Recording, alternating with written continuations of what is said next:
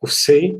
Então, nós temos essa ideia do princípio da função social da família, algo que está vinculado à questão de matrizes envolvidas do nosso Código Civil. A gente tem a operabilidade, que é tornar este código, esse sistema, operável, né, que todos possam ter acesso, que todos consigam entender quais são os procedimentos, enfim, essa ideia de algo que seja mais transparente possível. Além disso, nós temos a ideia de eticidade, que está totalmente vinculada a vários outros conceitos que acabam perpassando o nosso sistema, sobretudo a questão da boa-fé, a possibilidade de a gente falar de alteridade, a possibilidade da gente ir muito além dessa questão meramente pactuada. E, além disso, nós temos, dentro da terceira matriz do nosso direito civil, do nosso Código Civil, desculpa, a ideia de socialidade. E essa ideia de socialidade se apresenta para nós que, muito além dos meros indivíduos, a gente precisa olhar para a coletividade. Então, quando a gente fala em função social, por exemplo, de questões extremamente patrimoniais, quais sejam direito das obrigações, direitos contratuais, dos contratos, responsabilidade civil, enfim, toda essa sistemática que tem um cunho extremamente patrimonialista, ainda hoje, propriedade, posse, enfim, nós falamos de função social, e aqui na família a gente também nós trabalhamos a ideia do princípio da função social da família dentro dessa ideia de socialidade do nosso Código Civil, perfeito? E por último, como eu comentei com vocês, o princípio da boa-fé objetiva, que foi inserido, melhor dizendo, na obra do professor Flávio Tartucci a partir de 2014 e que tem ganhado, sim, gigante espaço na jurisprudência e se consolidando, né? A gente trabalhou aqui nas nossas aulas posicionamento de STJ e posicionamento do STF, falando sim da aplicação do princípio da boa-fé objetiva nas relações familiares, perfeito? Posteriormente, né, a partir desse conceito do que seria o direito de família propriamente dito, dos princípios, enfim, a gente falou sobre a concepção constitucional de família, ou seja, aquela ideia de que a família é a base da sociedade, e a família, sendo a base da sociedade pelo viés da Constituição, num primeiro momento, ela pode decorrer do casamento, da união estável, e também de famílias monoparentais, que são as relações entre ascendentes e descendentes, caracterizadas pelo vínculo afetivo, perfeito? Mas eu destaco para vocês uma atenção que a gente tem que ter sempre, né, que este rol da Constituição é um rol exemplificativo, né? Esse rol que está presente dentro da nossa Constituição é um rol exemplificativo. Então, quando vocês olharem 225, 226, enfim, todas essas questões, a gente precisa verificar que a ideia de casamento, união estável e famílias monoparentais constam de fato dentro desse rol, mas esse rol ele pode sim ser estendido. Ele é um números abertos, né? Não é um números clausos, ou seja, ele pode sim dar aparecer outras concepções, outros modelos, né, de família que são decorrentes dos nossos vínculos afetivos, e muito além disso, essas famílias que acabam aparecendo merecem sim a tutela constitucional também, beleza? Então, podem sim existir outras manifestações familiares, além dessas expressas na Constituição. Por exemplo, como eu coloco para vocês, a ideia de duas irmãs que residem em um imóvel que também constitui família, e esse imóvel é protegido pela lei da impenhorabilidade. A gente tem a ideia da família anaparental. Além disso, nós temos, por exemplo, o reconhecimento da união homoafetiva como entidade familiar, né? Informativo 625, informativo 486, primeiro do STF e o segundo do STJ. E, além disso, outras várias concepções de família. A gente tem, por exemplo, família extensa ou ampliada, que é um conceito muito caro para o nosso Estatuto da Criança e do Adolescente. Nós temos várias questões aqui que a gente poderia falar. Eu comentei com vocês um caso interessante que entendeu que mesmo a pessoa, o indivíduo, sozinho, morando sozinho, mas residindo e tendo uma propriedade, foi constatado que este bem, né, esse único bem, esse imóvel, era sim um bem de família também, por mais que seja uma pessoa. Então, pode também existir, dentro de uma analogia besta, tá, mas só como uma exemplificação, essa família de um só indivíduo, perfeito?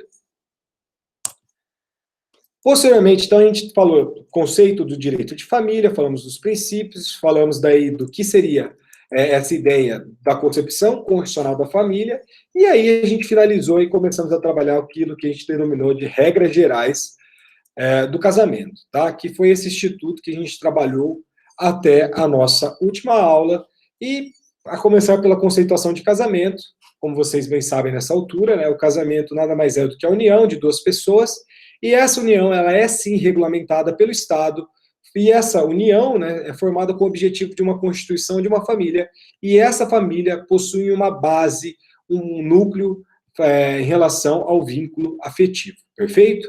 Então, o casamento, dentro de um viés classista, de um viés um pouco mais tradicional, um viés mais clássico, ele exigia, sim, a diversidade de sexos, mas como vocês já estudaram também, o informativo 486 do STJ e a resolução 75 do Conselho Nacional de Justiça, lembra daqueles casos que a gente comentou, foi ali em 2011, depois uma evolução em 2013 também, nós temos que sim, é possível plenamente o casamento entre pessoas do mesmo sexo ou o casamento homoafetivo, perfeito?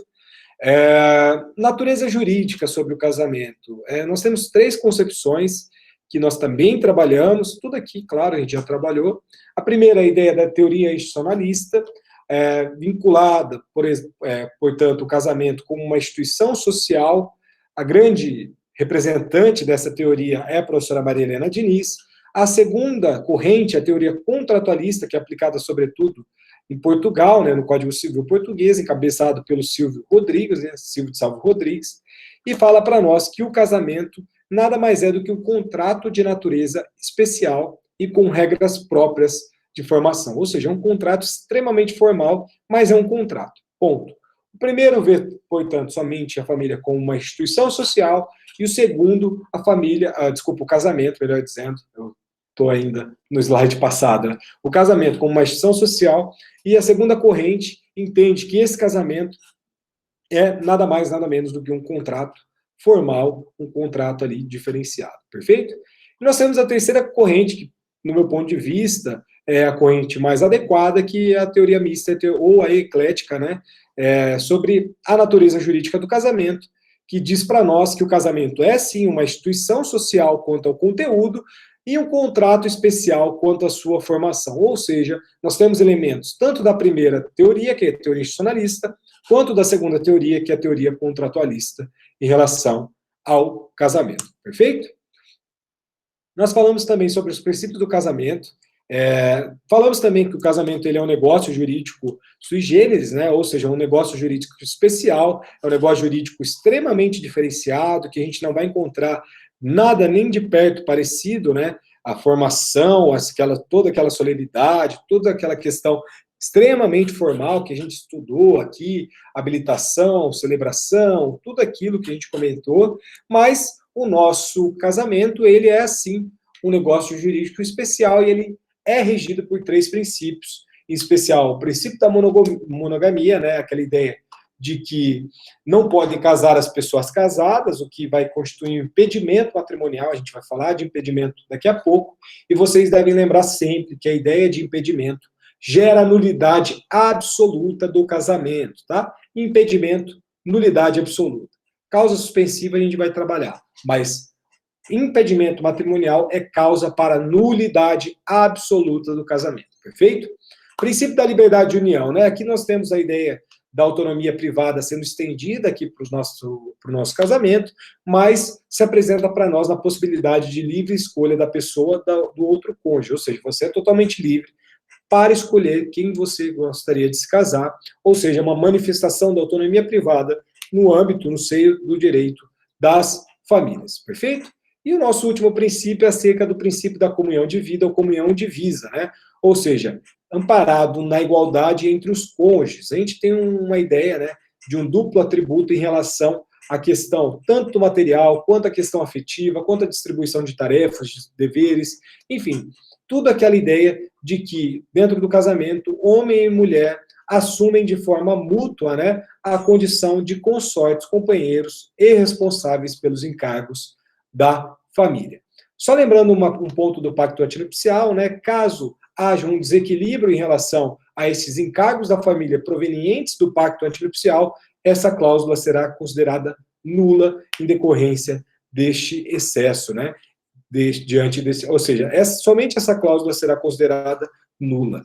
Já todo pacto antinupcial não será considerado nulo, ou seja, a nulidade refere-se somente a esta cláusula em decorrência de uma onerosidade excessiva, beleza?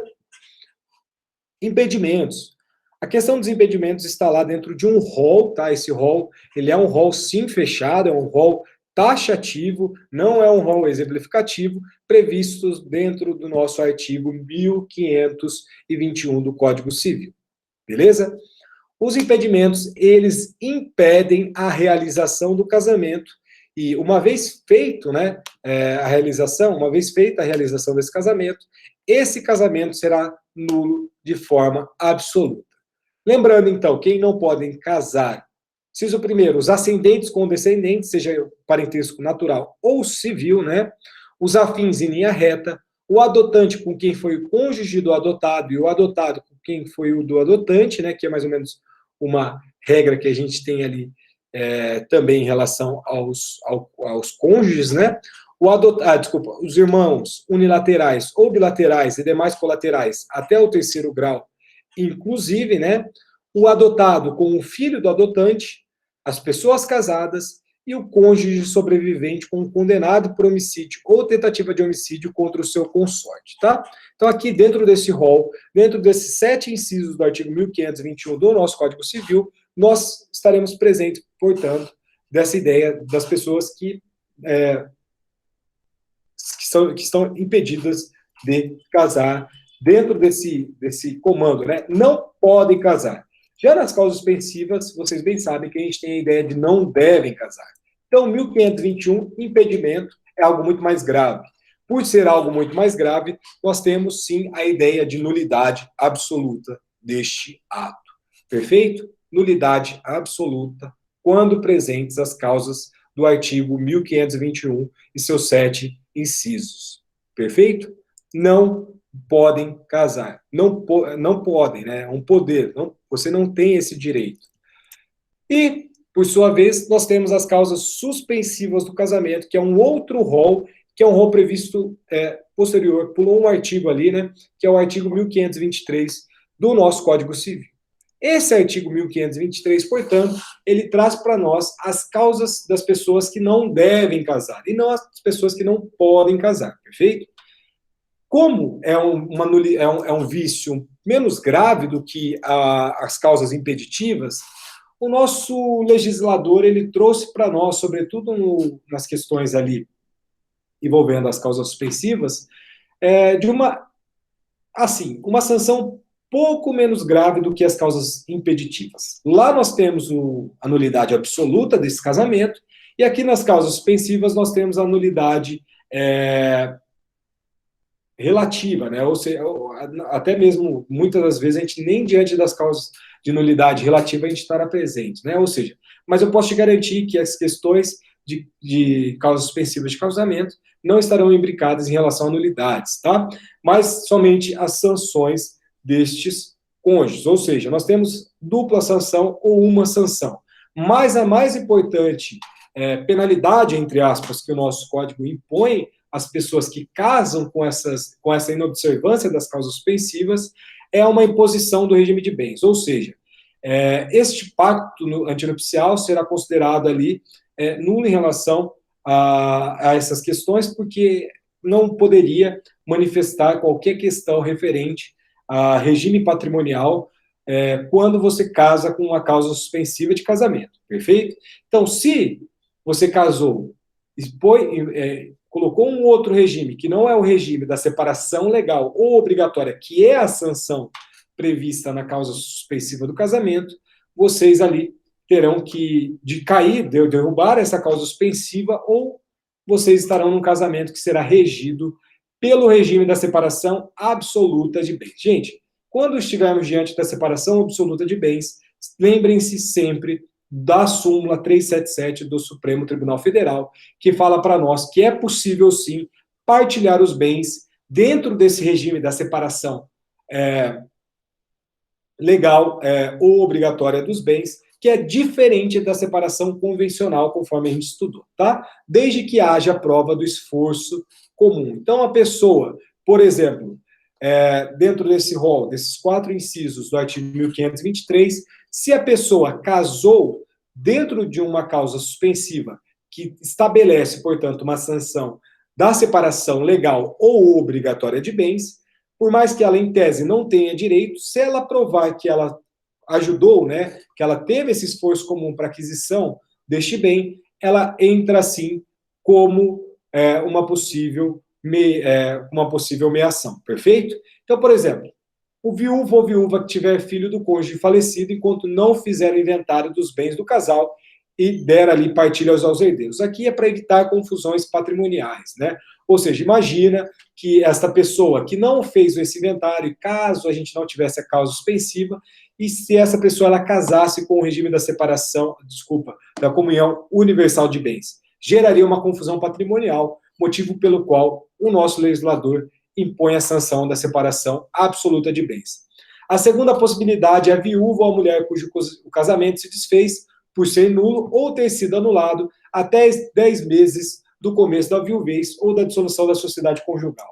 Aqui é uma fundamentação que cada vez mais cai em desuso em decorrência do avanço da medicina e das tecnologias, porque aqui nós temos a ideia de presunções de paternidade, toda aquela ideia de possibilidade de gravidez, enfim. E essa causa aqui, somente à mulher, tá? Não se aplica ao homem. O inciso terceiro é sobre o divorciado enquanto não houver sido homologada ou decidida a partilha de bens do casal, né? Mesma coisa referente ao primeiro inciso, a ideia aqui é buscar uma não confusão patrimonial em decorrência de um divórcio que foi feito, mas que não observou ali a partilha de bens. Por que eu digo isso para vocês? Vocês bem sabem, quando vocês se depararem com o artigo 1581 do Código Civil e, além disso, com a súmula 197 também do nosso Superior Tribunal de Justiça, nós temos a lição de que a partilha de bens não precisa ocorrer ali no momento do divórcio, ou seja, essa partilha de bens pode ser feita de forma superveniente ao divórcio, tá? A súmula do STJ fala de questão de divórcio direto, então você pode sim fazer o divórcio sem partilhar os bens existentes dentro desta união, perfeito? Você pode arrolar esses bens, você não nem precisa arrolar esses bens, enfim, vocês fiquem totalmente à vontade para fazer o que bem entenderem em relação à partilha. A sugestão é... Boa noite, Tamara, imagina, fica tranquilo. A sugestão é, sempre que for fazer o divórcio, façam a partilha. Se não fizer a partilha, trabalhem ali com uma ideia de uma transação efetuada ali com algum procedimento, por mais que nós temos coisas que acabam diminuindo a possibilidade de manifestação de vontade, tem uma tendência, sobretudo o STJ, de garantir uma autonomia uma autonomia da vontade das partes em eventual partilha de bens extrajudicial, tá? Mas ainda hoje nós temos lá que fazer a questão da partilha de bens, pedir homologação, toda aquela história, mas eu acho que isso vai acabar cada vez menos caindo em desuso, tá? E além disso, o tutor ou o curador e os seus descendentes, ascendentes, irmãos, cunhados ou sobrinhos com a pessoa tutelada ou curatelada, enquanto não cessar a tutela ou curatela e não estiverem saudadas as respectivas contas. Aqui a ideia é tentar preservar o patrimônio do incapaz, tá? Novamente, em relação a esse inciso 4º, né, do artigo 1523 do Código Civil, nós precisamos atentarmos, né, sobretudo em relação à Lei 13.145 de 2015, que é a nossa nosso Estatuto da Pessoa com Deficiência, e que também acaba colocando questões ali que provavelmente esse inciso 4º do artigo 1523 vai caindo em desuso também, mas o nosso Estatuto da Pessoa com Deficiência não revogou esse dispositivo, então ele é plenamente aplicável. Perfeito?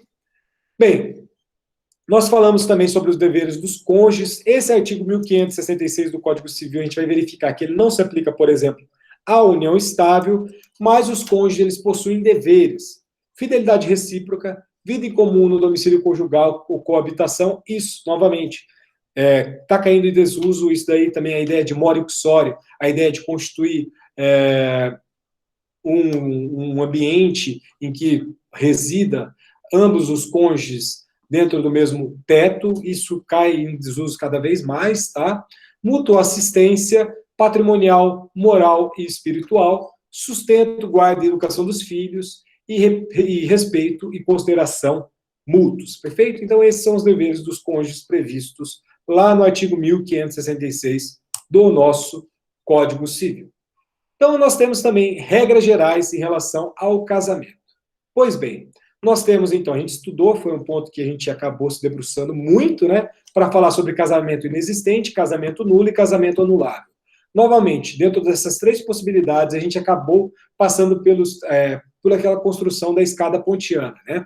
O primeiro degrau da escada pontiana, nós temos a ideia de existência. O segundo degrau, a ideia de validade. E o terceiro degrau, a ideia de eficácia. Pois bem, quando a gente está falando de invalidade do casamento, a gente vai ali, tanto no primeiro degrau, quanto no segundo degrau, trabalhar ali, sobretudo, a ideia da existência e da invalidade do casamento. Primeira coisa que eu destaquei para vocês foi sobre o casamento inexistente, e eu comento novamente que é uma construção da doutrina, tá? Para o nosso Código Civil, não existe casamento inexistente, perfeito? Porque o nosso legislador, ele optou por trabalhar essa ideia lá na nossa invalidade, mas mesmo assim, nós trabalhamos duas construções que cabem, é possível, falar de casamento inexistente até hoje em relação ao nosso casamento. A primeira ideia é a ausência da vontade, e a segunda ideia é do casamento celebrado por autoridade totalmente incompetente em razão da matéria. Perfeito? Além disso, nós temos uma possibilidade do casamento nulo, que está lá previsto no artigo 1548, que é havendo infringência e impedimento matrimonial. Então, tudo que a gente falou aqui nos 3 slides atrás, né, o 1521, que são casamentos que foram celebrados com causas impeditivas, são nulos de forma absoluta. Então, o casamento nulo, na regra do artigo 1548 do Código Civil, é quando nós estivermos diante de um impedimento matrimonial, que é a regra do 1521 e os seus 7 incisos, perfeito? E também falamos do casamento anulável, né, que é da pessoa que não completou a idade mínima para casar, 16 anos, essa ideia acaba perdendo, não foi revogada, isso que é um ponto interessante, mas acaba perdendo ali com aquela lei de 2019 que impede os menores de 16 anos de casar sob hipótese alguma, do menor de idade núbio, né, não havendo autorização de 16 a 18 anos, lembrando que é possível o suprimento judicial em caso de não autorização de um dos responsáveis, tá? Coação, erro essencial, na pessoa que é incapaz de consentir e de manifestar de forma inequívoca a sua vontade, casamento por procuração, caso tenha sido revogado o mandato, e o casamento celebrado por autoridade relativamente competência, e aqui também, tanto em relação, que é diferente em relação ao casamento inexistente, tá? No casamento inexistente, essa incompetência está vinculada à matéria, né? E aqui nós estaremos diante, né, no casamento anulável, em razão da localidade, tá? E também em razão da pessoa, perfeito? E por último, né, a gente falou do nosso regime de bens, e aqui a gente começou a falar sobre o princípio do regime de bens. Aqui nós estamos diante do âmbito da questão mais patrimonial possível do casamento. Então, por isso que a gente inaugura falando do princípio da autonomia privada, porque nós temos o regime supletório, o nosso regime legal, que é o regime da comunhão parcial de bens. Nós temos também um outro regime que é decorrente da lei, que são nas causas ali que impõem o regime da separação obrigatória ou legal. E, de resto, nós temos a possibilidade dos cônjuges, né, alterarem o regime de bens, desde que antes da celebração deste ato, seja feito o nosso chamado pacto antinupcial, né? Dentro do pacto antinupcial, aí sim nós estaremos diante do princípio também da autonomia privada. É a vontade dos cônjuges ali na hora de estabelecer qual que é o melhor regime de bens que eles adotarão, perfeito? Não tem ninguém melhor do que eles para responder, né? Qual que é o melhor regime, qual que é o regime que nós queremos adotar, perfeito? Princípio da indivisibilidade do regime, tá? Aqui nós temos um ponto interessante, porque não é possível a gente colocar uma mistura de regimes dentro ali da divisão, enfim, nós podemos sim colocar algumas regras sobre as possibilidades, mas aqui nós não podemos, por exemplo, trabalhar um regime da comunhão parcial, mas que a regra vai ser o regime da comunhão universal. Isso não, perfeito? Além disso, o princípio da variedade do regime, a gente estudou que são basicamente 4 regimes, né? Regime da comunhão parcial de bens, regime da comunhão universal de bens, regime da participação final nos aquestos e o regime da separação. Separação se subdivide em regime da separação convencional e o regime da separação legal ou obrigatória, beleza? E aí também nós falamos da possibilidade de mudar o regime de bens durante o casamento, que é o princípio da mutabilidade justificada, mas este princípio da mutabilidade justificada permite uma ação judicial que se chama, né, a ação de alteração de regime de bens, mas pontos e critérios precisam ser preenchidos para justificar esse pedido. O primeiro ponto é acerca da dupla manifestação de vontades destes cônjuges, né? Ou seja, precisa sim da manifestação dupla desses cônjuges da alteração do regime de bens e precisa também do motivo justo, tá?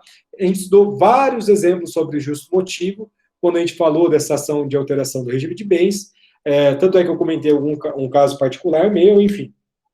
Mas precisa de um motivo justo para que este regime de bens adotado no primeiro momento seja alterado, tá? Então, pedido de ambos, mais justo motivo, lembrando que terceiros não são prejudicados em decorrência da alteração do regime de bens quando foi feita mediante ação judicial, beleza? E, bem recente, a gente falou do regime de bens. Novamente, nós temos 4 opções e não exclui outras regras estabelecidas pelas partes, ou seja, se a parte estabelecer uma questão específica no pacto antinupcial relacionada ali a algum bem que é um bem comunicável, mas as partes gostariam de estabelecer que esse bem vai ser um bem incomunicável, perfeito, tá? Então, mas basicamente nós temos dentro do pacto antinupcial ou não a sistematização de 4 regimes de bens. A começar pelo nosso regime legal ou supletório, regra do 1658 até o 1666 do nosso Código Civil, que é o regime da comunhão parcial de bens. Basicamente, é claro que vocês precisam visitar a questão da incomunicabilidade e a questão da comunicabilidade, sobretudo no regime da separação, no regime da comunhão parcial de bens, mas basicamente a nossa regra geral da comunhão parcial é o seguinte: tudo que é dele antes do casamento continua com ele, em um eventual dissolução dessa sociedade, tudo que é dela antes do casamento continua com ela. Contudo, a partir do momento da comunhão, nós temos, lembra aquela ideia de matrizes que eu comentei com vocês, né? Nós temos ali a junção, ou seja, uma interseção que se apresenta para nós como bens comuns, ou seja, todo o patrimônio amealhado durante a constância dessa união até a sua dissolução, nós daremos o nome de aquestos, ou seja, os bens comuns que ambos os cônjuges contribuíram ali para a aquisição deste patrimônio, perfeito? Lembrando que aqui não precisa, via de regra, de prova de esforço comum, existe uma presunção, sobretudo, na maioria dos casos, absoluta, né, em relação à aquisição desses bens, perfeito? Então, não precisa, por exemplo, comprou um apartamento, ele contribuiu com 1%, ela contribuiu com 99%. Para o regime da comunhão parcial de bens, isso não importa, beleza? O segundo regime é o regime da comunhão universal de bens, que está lá no artigo 1667 até o artigo 1671 do nosso Código Civil. Aqui é bem fácil de entender também, nós temos bens incomunicáveis. Lembre-se que, por exemplo, uma grande diferenciação que a gente tem que fazer, né? Na comunhão parcial de bens, provenientes de doação, inventário, subrogação, enfim, não integra esse patrimônio comum do casal. Então, se a pessoa recebe um bem proveniente de inventário, este bem proveniente de inventário não entra, por exemplo, em um eventual divórcio. Mas, contudo, todavia, entretanto, aqui na comunhão universal entra, com exceção da cláusula de incomunicabilidade, perfeito? Então, aqui no regime da comunhão universal de bens, nós temos, sim, a possibilidade de bens que são incomunicáveis, por isso que a gente fala de comunhão universal e não de comunhão total, e, muito simples, a regra geral é que, geralmente, os bens do marido, havidos antes do casamento, e os bens da mulher, quando, a partir do momento do casamento, eles se unem e formam uma massa só. Ou seja, ele tem um apartamento antes do casamento, ela tem uma casa antes do casamento. Durante o casamento, eles adquiriram um automóvel, um bem móvel. O que vai acontecer em um eventual divórcio, eventual dissolução dessa sociedade? A gente vai pegar o apartamento dele, vai pegar a casa que é dela, vai pegar também este bem que foi adquirido durante a constância dessa união, que é o bem automóvel, bem móvel, vai somar essa massa e vai fazer a partilha deste bem. Perfeito? O mais interessante, eu acho, que a gente trabalhou, que é o regime da participação final dos aquestos, é a regra do 1672 até o 1686. Foi o nosso último regime, eu sempre altero a participação dos aquestos para explicar por último, porque é o nosso chamado regime contábil, que impede muitas das pessoas estipular esse regime. Mas é um regime que vem sendo aplicado, sim, de forma até um pouco mais frequente recentemente, sobretudo por profissionais liberais, por empresários, enfim, o casal que gostaria de ter uma autonomia em relação a este patrimônio que é constituído durante a união, mas quer sim fazer uma eventual partilha em caso de dissolução dessa sociedade. Então, aqui no regime da participação final dos aquestos, a gente tem no próprio nome, como eu comentei com vocês, uma grande lição. Por quê? Porque vai existir uma participação, só que essa participação será apurada de forma contábil no final deste casamento, ou seja, a partir do momento da dissolução deste casamento, seja por morte, seja pelo divórcio, enfim. E essa participação se dará aquilo que a gente chama de aquesto, tá? Então, durante o casamento, então vocês podem perceber que dentro do regime da comunhão, da participação final dos aquestos, e desse desenho, existe uma diferenciação em relação a todos os desenhos, porque falando da comunhão parcial, da comunhão universal e da separação, nós temos ali a ideia de antes do casamento e depois do casamento. Aqui para nós, no regime da participação final dos aquestos, isso não importa, porque nós estaremos diante da participação durante o casamento e dissolvidos o casamento e a sociedade conjugal. Ou seja, a gente não fala de antes e a gente não fala, enfim, dessa questão que antecede o casamento, mas sim algo que é durante esse casamento e o depois deste casamento em relação à dissolução dessa sociedade conjugal. Pois bem, durante o casamento, na participação final dos aquestos, os bens pertencentes a ele continua dentro da administração própria dele, ou seja, ele pode alienar, gravar em ônus real, toda aquela ideia que a gente já comentou durante toda a constância do casamento.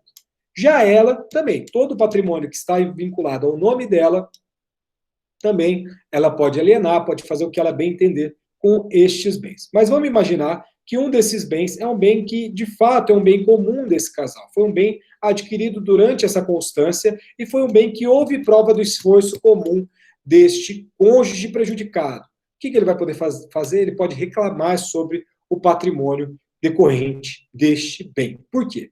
Porque na participação final dos aquestos, nós temos, sim, talvez o regime mais justo do casamento. Por quê? Porque a gente vai verificar os ganhos, né, que este casal teve quando da união, quando do casamento.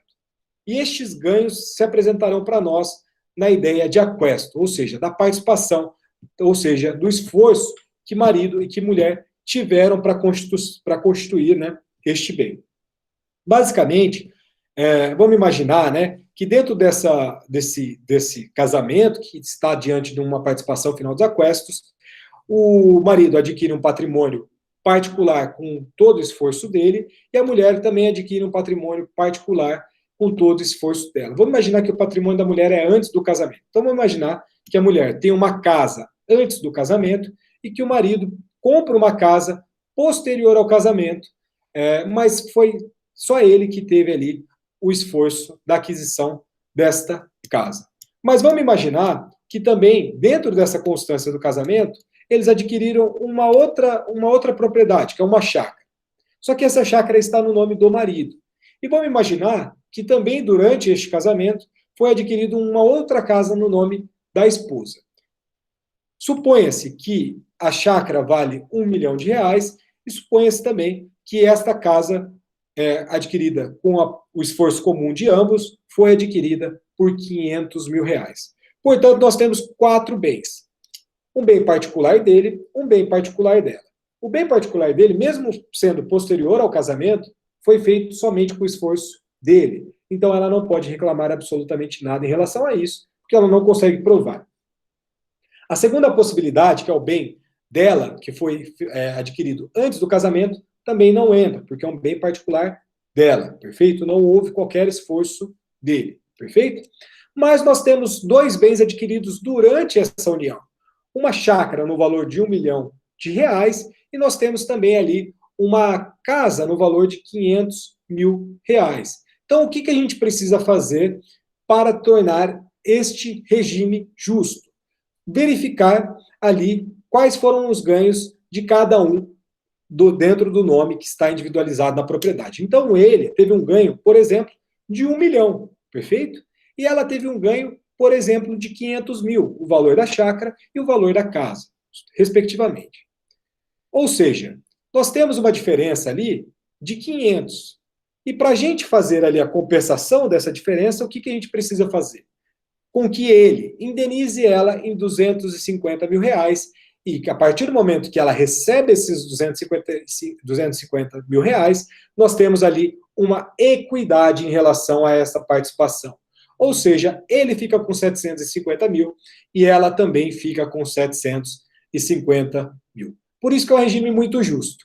É muito bonito no papel, tá, gente? Mas na prática ele é muito complexo, muito complicado, porque tem que ter prova de esforço comum, tem que ter uma série de questões de contabilidade, e eu estou, novamente, tentando pegar o caso prático lá do pai do meu amigo para trazer para vocês, porque, de fato, muita gente confunde, imagina, o regime da separação final dos aquestos é uma separação convencional durante o casamento, e quando da dissolução é uma comunhão parcial. Não é assim. Tem prova de esforço comum, tem questão de ganho, tem questão de uma série de questões que a gente não pode reduzir a isso, tá? Para nós é uma lição boa, mas não é só isso, tá? Não é só isso. Não é um regime da comunhão parcial de bens, porque se fosse um regime da comunhão parcial de bens, a única diferenciação que nós teríamos de um para o outro seria a desnecessidade de outorga uxória, outorga marital, outorga conjugal dentro do casamento para se fazer alienação de eventuais bens. Não é o que acontece aqui. E por último, nós temos o regime da separação de bens, né? Como eu comentei com vocês, esse regime se subdivide em duas possibilidades: regime da separação de bens legal ou obrigatório, dentro de um rol que nós temos, né, no nosso sistema. A ideia das causas suspensivas aparecem aqui de forma veemente, a ideia das pessoas com mais de 70 anos. Lembrem-se da questão que a gente tratou da possibilidade da inconstitucionalidade da imposição do regime da separação obrigatória ou legal para as pessoas com maior de 70 anos de idade, tá? Isso é um ponto importante que eu acho que vocês precisam ali revisitar na hora de vocês estudarem. E nós temos também a possibilidade da separação convencional de bens, que aí sim é a única ideia de separação absoluta. É na separação convencional que a gente pode sim trazer o sinônimo da separação absoluta. São dois artigos muito simples que falam para nós que o que está no nome dele vai ficar com ele, seja antes, seja durante, seja depois do casamento, e o que está no nome dela vai ficar com ela, seja antes, seja durante, seja depois do casamento também. Lembrando que é possível, sim, no regime da separação convencional de bens, estabelecer ali um patrimônio comum, mas esse patrimônio comum será feito através de um condomínio, ou seja, é feita a aquisição, mas essa aquisição é nominalmente 50% no nome dela e 50% no nome dele, quando do registro da aquisição dessa escritura pública de compra e venda, sobretudo, geralmente envolvendo bens imóveis. Perfeito, gente? Então, a nossa revisão termina aqui, né? De fato, são temas extremamente complexos, extremamente longos. Deem uma olhada novamente nas questões que vocês fizeram lá na nossa atividade, não vai ser muito diferente daquilo. Durante os estudos de vocês, se alguém tiver alguma dúvida, pode me mandar no grupo, pode me mandar no privado, fiquem totalmente à vontade, eu vou respondendo. Esse final de semana eu vou estar, enfim, aqui também no escritório. Podem mandar que a gente vai trocando uma ideia, tá? De resto, eu estou dispensando vocês, para vocês estudarem para a prova de hoje, para o segundo horário. Espero que vocês façam uma boa prova, tenham um bom final de semana, e que na terça-feira consigam também fazer uma boa prova aí na disciplina, e tenho certeza que vocês vão conseguir. Se alguém tiver alguma dúvida, fique à vontade, Adriano. Eu só queria te perguntar, esse slides que você apresentou, a gente tem eles em aula. Você mandou, chegou a mandar? Eu pelo menos não me lembro de ter recebido. Todos os slides que eu... Pra gente, até para arquivar, né? Eu achei Sim, interessante. tá tudo no WhatsApp, Nelson. Tá tudo no WhatsApp? Eu achei que fosse as aulas que estivessem no WhatsApp, então eu bobiei. A única coisa, bem lembrado, a única coisa que ficou faltando, que o Adriano até bem lembrou na aula passada, é sobre a aula 13, que eu acrescentei a participação final dos aquestos. Uhum. Eu vou mandar agora, porque ficou faltando. Mas está tudo no grupo. Eu não olho. Se alguém... Não, tranquilo. Mas se eu vou também colocar tudo lá no Jacad. Antes eu colocava, só que... Jacad não, na plataforma lá, antes eu colocava, só que daí depois eu comecei a não colocar, mas... Tá no WhatsApp, tranquilo. Tá lá, tá tudo lá. Se não der para baixar por causa do tempo, enfim, você me avisa que eu mando lá também, tá, Nelson? Tá bom. Obrigado, então. Bom final de semana. Valeu, bom final de semana pro senhor também. Obrigada. Obrigado, Isa. Bom final de semana, obrigado. Valeu, Adriano. Bom final de semana. Tchau, professor. Bom final de semana. Tchau, tchau, Milena. Bom final de semana. Boa noite, professor. Boa noite, Cauane.